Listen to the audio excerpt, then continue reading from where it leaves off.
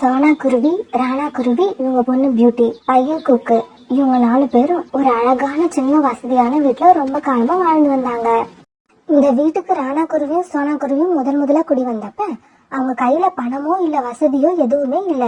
அப்ப இவங்க வயல்ல கூலி வேலை பார்த்து சம்பாரிச்சுக்கிட்டு இருந்தாங்க. பிறகு கொஞ்சம் கொஞ்சமா பணத்தை சேர்த்து வச்சு ஒரு சின்ன வயல விலைக்கு வாங்கினாங்க. பிறகு அந்த சின்ன வயல்ல வர வருமானத்தை வச்சு இவங்களோட செலவு போக மாசம் மாசம் இவங்களால கொஞ்சம் சேமிக்கவும் முடிஞ்சது. தான் பொண்ணையும் பையனையும் நல்ல ஸ்கூல்ல படிக்கவும் வச்சாங்க. ராணா குருவியையும் சோனா குருவியையும் பொறுத்த வரைக்கும் இந்த வீட்டுக்கு வந்ததுக்கு அப்புறம் தான் அவங்க வாழ்க்கையில முன்னேற்றமே வந்துச்சுன்னு அவங்களோட மனசுல ஒரு அசைக்க முடியாத நம்பிக்கை இருந்தது. இந்த நிலைமையில அந்த வீட்டு ஓனர் ஆந்த சேட்டு ஒரு நாள் வாடகை வசூல் பண்ண இவங்க வீட்டுக்கு வந்தாரு. சேட்ஜி, இந்தாங்க, இந்த மாச வாடகை சரியா இருக்கான்னு எண்ணி பாத்துக்கங்க. அட என்ன ராணாஜி, நீங்க நான் இந்த வீட்டை கட்டினதுல இருந்து நீங்க தான் இந்த வீட்டுல குடியிருக்கீங்க. நீங்க எப்படி வாடகையை கரெக்டா கொடுப்பீங்கன்னு எனக்கு தெரியாதா? நீங்க கொடுக்கற பணத்தை எல்லாம் எண்ணி பார்க்கணும்னு அவசியமே இல்ல. ஆந்த சேட்ஜி, நீங்க இந்த வீட்டை வித்துட்டு ஊரோட போக போறதா நாங்க கேள்விப்பட்டோம், அது உண்மையா? சோனாஜி, வாடகையை வாங்கிக்கிட்டு அப்படியே இந்த விஷயத்தையும் உங்ககிட்ட சொல்லிட்டு போலாம்னு தான் நான் வந்தேன். நான் இந்த வீட்டை வித்துட்டு சொந்த காட்டுல போய் செட்டில் ஆக போறது உண்மைதான். இந்த வீட்டை வேற யாருக்கும் விற்கிறதுக்கு எனக்கு மனசு இல்ல. அதனால நீங்களே ஒரு விலை போட்டு இந்த வீட்டை எடுத்துக்குங்க. சேட்ஜி, எங்களுக்கு வியாபாரத்துல வர வேண்டிய பணத்தை எல்லாம் கலெக்ஷன் பண்ண 1 மாசம் ஆகும். அதனால அடுத்த மாசம் கடைசியில உங்ககிட்ட பணத்தை கொடுத்துட்டு அந்த வீட்டை விலைக்கு வாங்கிடுறோம். அப்புறம் வீட்டோட விலை என்னன்னு சொன்னீங்கன்னா பணத்தை ரெடி பண்ண எங்களுக்கு வசதியா இருக்கும். உங்ககிட்ட என்ன அதிகமாவா சொல்லிட போறேன்? சரியான விலை சொல்றேன் கேளுங்க. 4 லட்சம் ரூபாய் கொடுத்துட்டு அந்த வீட்டை நீங்களே எடுத்துக்குங்க. சேட்ஜி சொன்ன விலை சோனா குருவிக்கும் ராணா குருவிக்கும் நியாயமானதுன்னு மனசுல பட்டதால அந்த வீட்டை விலைக்கு வாங்க ஆசைப்பட்டாங்க.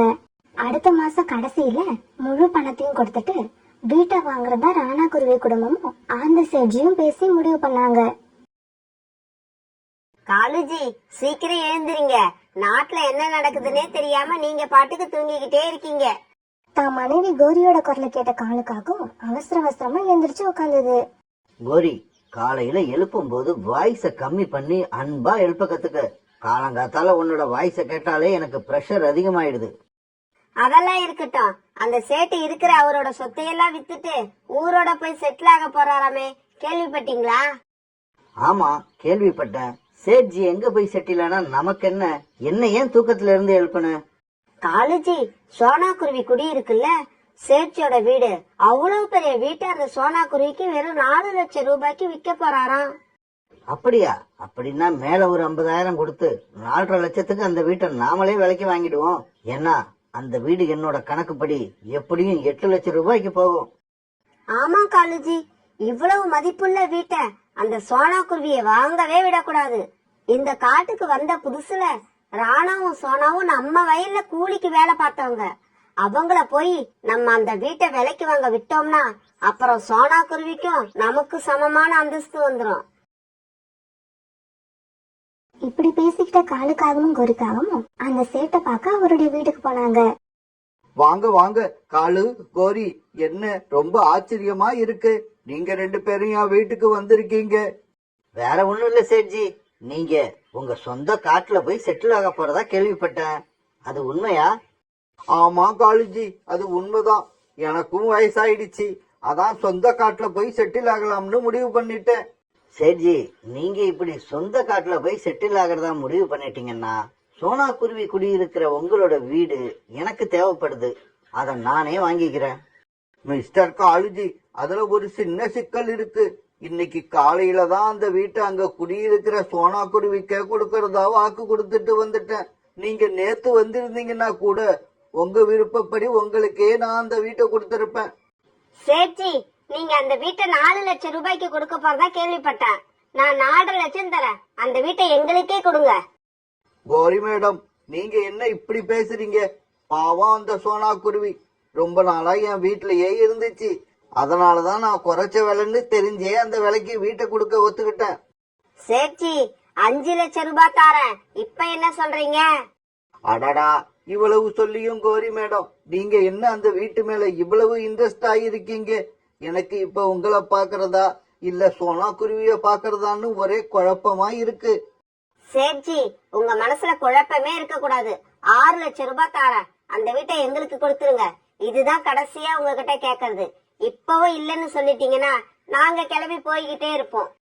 அவசரப்படாதீங்க கோரி மேடம், அவசரப்படாதீங்க. 6 லட்சம்னு சொல்லிட்டீங்க. இதுக்கு மேலையும் நான் அந்த வீட்டை சோனா குருவிக்கு தான் கொடுப்பேன்னு பிடிவாதம் பிடிச்சேன்னா என்ன மாதிரி ஒரு முட்டாள் இந்த உலகத்துல யாருமே இருக்க முடியாது. நீங்க என்ன பண்றீங்க? இன்னும் 1 மணி நேரத்துல 6 லட்சம் ரூபாய கொண்டு வந்து கொடுத்துட்டு அந்த வீட்டோட பத்திரத்தை வாங்கிக்கிட்டு போறீங்க. சேட்ஜி, ஒரு சின்ன விஷயம். 6 லட்சம் ரூபாய் இப்ப எங்களால உடனே கலெக்ட் பண்ண முடியாது. ஒரு 2 நாள் டைம் கொடுங்க. எப்படியாவது 6 லட்சம் ரூபாய கொண்டு வந்து கொடுத்துட்டு உங்க வீட்டை விலைக்கு வாங்கிக்கிறோம். ஓகே, அப்படியே பண்ணுங்க. 2 நாள் உங்களுக்கான டைம். 2 நாள்ல நீங்க வரலன்னா 6 லட்சத்து 1000 ரூபாய்க்கு யாராவது கேட்டா அவங்க கிட்ட இந்த வீட்டை கொடுத்துருவேன். சேட்ஜி இப்படி சொல்ல காலுவும் கோரியும் 6 லட்சம் ரூபாய் பணத்தை சேர்க்கறதுக்காக வேக வேகமா பறந்து போனாங்க.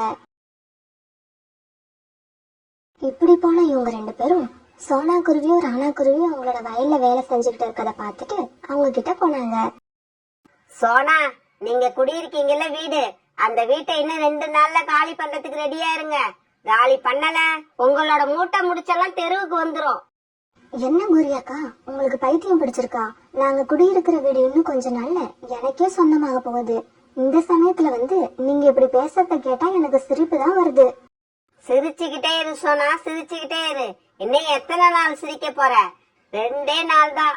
ஆந்த சேட்டுக்கிட்ட இப்பதான் நீங்க குடியிருக்கிற வீட்டை 6 லட்சம் ரூபாய்க்கு விலை பேசிட்டு வர. இல்ல, நீங்க பொய் சொல்றீங்க. சேட்ஜி பேச்சு மாற மாட்டாரு. அந்த வீட்டை எங்களுக்கு தான் கொடுப்பேன்னு வாக்கு கொடுத்திருக்காரு. ராணா, நீங்க எல்லாம் எந்த காலத்துல இருக்கீங்க? வாக்கு சத்தியம் இதெல்லாம் பணத்துக்கு முன்னால நிக்க முடியாது. நீங்க அவமானப்படாம இருக்க ஒரே வழி 2 நாளுக்குள்ள வேற வீட்டை பாத்துக்குங்க. இப்படி சொன்ன காலுவும் கோரியும் பிறகு அங்கிருந்து பறந்து போனாங்க. சோனா, நாம இப்ப என்ன பண்றது? காலுவும் கோரியும் இப்படி சொல்லிட்டு போறாங்க.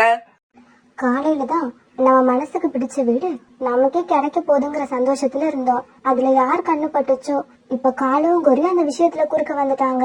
இனி அந்த வீடு நமக்கு கிடைக்கிறது ரொம்ப கஷ்டம். ராணா, எதுக்கும் வாங்க ஒரு தடவை ஆந்த சேட்டை போய் பார்த்துட்டு வருவோம். பிறகு ராணா குருவியும் சோனா குருவியும் அந்த சேட்டை பார்க்க பறந்து போனாங்க. சேட்ஜி, காலையில தானே எங்க கிட்ட நீங்க குடியிருக்க வீட்டை 1 மாசம் கழிச்சு நீங்களே வாங்கிக்கங்கன்னு வாக்கு கொடுத்துட்டு வந்தீங்க. அதுக்குள்ள காலுக்காகவும் கோரிக்காகவும் வந்து ஏதோ சொல்றாங்க. அதெல்லாம் உண்மையா? சோனா, வீடு உங்களுக்கு தான்னு காலையில நான் சொல்லிட்டு வந்தது உண்மைதான். இருந்தாலும் மேல 2 லட்சம் ரூபாய் வர்றப்ப கொடுத்த வாக்க யாராவது நினைச்சுக்கிட்டு இருப்பாங்களா என்ன? சேட்ஜி, நான் உங்க மேல நிறைய நம்பிக்கை வச்சிருந்தேன். நீங்க இப்படி மாறுவீங்கன்னு நான் நினைக்கவே இல்ல. அந்த வீடு எங்களுக்கு தான் சொந்தம்னு நினைச்சு மனசுக்குள்ள ரொம்ப ஆசைய வளர்த்துட்டேன். ராணா, இப்பவும் சொல்றேன், வீட்டை நான் உங்களுக்கே தாரேன். கோரியும் காலுவும் என்கிட்ட 2 நாள்ல 6 லட்சம் ரூபாய் தாரேன்னு சொல்லியிருக்காங்க. உங்களால முடிஞ்சா அதுக்குள்ள 6 லட்சம் ரூபாய கொண்டு வந்து கொடுங்க, வீட்டை வாங்கிக்கிங்க. இதுக்கு மேலயும் நான் உங்ககிட்ட எதுவும் பேச விரும்பல. நீங்க கிளம்பலாம். ஆந்த சேட்ஜி இப்படி முடிவா சொன்னதும் ராணா குருவியும் சோனா குருவியும் ரொம்ப சோகமா அந்த இடத்த விட்டு பறந்து போனாங்க. 2 நாள்ல 6 லட்சம் ரூபாய் சேர்க்கறதுக்காக காலுக்காகவும் கோரிக்காகவும் முதல்ல தங்க கிட்ட இருந்த ஒரு வீட்டை வித்தாங்க. அப்படி அந்த வீட்டை வித்ததுல 3 லட்சம் ரூபாய் தான் வந்தது. மீதி 3 லட்சம் ரூபாய்க்கு என்ன பண்றதுன்னு தெரியாம பிறகு அவங்க கிட்ட இருந்த ஒரு வயலையும் வித்துட்டாங்க. இப்ப காகங்கள் கிட்ட நிறைய பணம் சேர்ந்துருச்சு.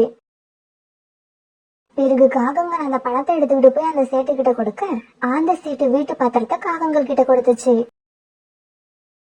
மறுநாள் பொழுது விடிஞ்சிச்சு. காலையிலேயே வீட்டை காலி பண்ணின ராணா குருவியும் சோனா குருவியும் தன்னோட குழந்தைங்களை அழைச்சுக்கிட்டு ஒரு மரத்துல போய் உட்கார்ந்தாங்க. அம்மா, என்னம்மா இது? நம்ம நிலைமை இப்படி ஆயிடுச்சு. கடைசியா இந்த மரத்துல வந்து உட்கார்ந்துட்டோம். கடவுள் இருக்காருன்னு சொல்றதெல்லாம் போய். இந்த உலகத்துல கடவுளே கிடையாது. பியூட்டி, இப்படி பேசுறது தப்பு. இனி இந்த மாதிரி வார்த்தை உன் வாயில இருந்து வரவே கூடாது. நாம நமக்கு சந்தோஷத்தை கொடுக்குமான சில விஷயங்கள் மேல ரொம்ப ஆசைப்படுவோம். ஆனா அந்த விஷயம் நாம நினைச்சபடி நடக்காது. உடனே கடவுள் நம்மளை ஏமாத்திட்டாருன்னு நினைக்கிறது தப்பு. அதுக்கு உண்மையான அர்த்தம் என்ன தெரியுமா? நடக்க இருந்த பெரிய கெடுதல்ல இருந்து நம்மளை காப்பாத்திட்டாருன்னு அர்த்தம். பிறகு ராணா குருவியும் சோனா குருவியும் அவங்க கிட்ட இருந்த பணத்தை வச்சு ஒரு சின்ன மரத்தாலான வீட்டை வாங்கினாங்க. அந்த வீட்டுல தான் குழந்தைங்களோட ராணா குருவியும் சோனா குருவியும் ரொம்ப சந்தோஷமா வாழ்ந்தாங்க. இப்படியே சில நாட்கள் நகர்ந்துச்சு. பிறகு ஒரு மாசம் போனதும் ராணா குருவிக்கு வர வேண்டிய பணமும் வந்தது. அந்த பணத்தை வச்சு இன்னும் ஒரு வயல விலைக்கு வாங்கினாங்க. இப்ப ராணா குருவி குடும்பத்துக்கு 2 வயல்ல இருந்து வருமானம் வரதால ரொம்பவும் சந்தோஷமா செழிப்பா இருந்தாங்க. இன்னொரு பக்கம் காகங்களும் பேராசைப்பட்டு தாங்க வாங்கின வீட்டுல சந்தோஷமா இருந்தாங்க. பிறகு ஒரு நாள் பருந்துராஜா அரண்மனையில இருந்து காகங்களோட வீட்டுக்கு வீரர்கள் வந்தாங்க. காகங்களே, உங்களை உடனே அழைச்சிட்டு வர சொல்லி பருந்து மகாராஜா உத்தரவு. கோரி, எதுக்காக நம்மள பருந்து மகாராஜா அழைச்சிட்டு வர சொல்லி இருக்காரு? எனக்கு ஒண்ணுமே புரியல. கொஞ்சம் பயமாவும் இருக்கு. நீங்க ஏன் காலேஜ் இதுக்கெல்லாம் பயப்படுறீங்க? இப்ப இந்த காட்டுலயே நாம தான் பணக்கார பறவை, அதனால ஏதாவது விருந்து கொடுக்க கூப்பிட்டு இருப்பாரு. இப்படி பேசிக்கிட்ட காலுவும் குருவியும் பிறகு அந்த வீரர்கள் கூட அரண்மனைக்கு போனாங்க. காகங்கள் இப்படி அரண்மனைக்கு போனப்ப அங்க ஆந்த சேட்டை வீரர்கள் சங்கிலியில கட்டி வச்சிருந்தாங்க. காலு, கோரி, நீங்க இந்த சேட்டுக்கிட்ட இருந்து ஒரு மாசத்துக்கு முன்னால ஒரு வீட்டை விலைக்கு வாங்குனீங்களா? ஆமாங்க மகாராஜா, அதுக்கான பணம் 6 லட்சத்தை சேட்டுக்கிட்ட அப்பவே கொடுத்துட்டோமே. நீங்க பணத்தை சேட்டுக்கிட்ட கொடுத்திருக்கலாம். ஆனா சேட்டு வீடு கட்டின இந்த இடம் காட்டு அரசாங்கத்துக்கு சொந்தமானது. அதனால நீங்க உடனே அந்த வீட்டை காலி பண்ணி ஆகணும். மகாராஜா, இது அநியாயம், அக்கிரமம். எங்க கிட்ட இருந்த இடத்தையெல்லாம் வித்து அந்த வீட்டை ரொம்ப ஆசைப்பட்டு வாங்கணும். இப்ப திடீர்னு காலி பண்ண சொன்னா எப்படி? முடியாது. அது எங்க வீடு, நாங்க அந்த வீட்டுல தான் இருப்போம். அரசாங்கத்துக்கு சொந்தமான இடத்துல வீடு கட்டி வித்ததுக்காக இந்த சேட்டை நாங்க கைது பண்ணிருக்கோம். வீடு வாங்கறதுக்கு முன்னால வீட்டு பத்திரம் உண்மையானதான்னு சரி பார்க்காம வாங்கினது உங்க தப்பு. இப்ப நீங்க வீட்டை காலி பண்ணலன்னா உங்க 2 பேரையும் கைது பண்ண வேண்டி வரும். பருந்து மகாராஜா இப்படி சொன்னதும் வேற வழி இல்லாத காலுக்காகவும் கோரிக்காகவும் தாங்க செஞ்ச தவறு நினைச்சுக்கிட்டே வீட்டை காலி பண்ணினாங்க. பிறகு தங்களோட பெட்டி படுக்கைகளை தூக்கிக்கிட்டு ஒரு மரத்தடியில வந்து உக்காந்தாங்க. காலேஜி, கொஞ்ச நாளைக்கு முன்னாடி வீட்டை காலி பண்ணலன்னா உங்களோட மூட்டை முடிச்செல்லாம் நடுத்தருக்கு வந்துரும்னு சோனா குருவியும் ராணா குருவியும் நாம போய் அநியாயமா மிரட்டிட்டு வந்தோம். நாம செஞ்ச தப்புக்கு தண்டனையா இப்ப நாமளே நடுத்தருக்கு வந்து நிக்கிறோம்.